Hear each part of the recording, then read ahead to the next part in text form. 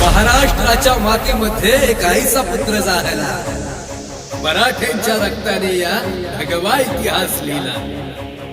सात धर्माचा शत्रू नव्हता तो, आधार दिन दुबळ्या. त्रिवार असावा मुजरा आमचा, गड किल्ल्यांच्या या श्रीमंता.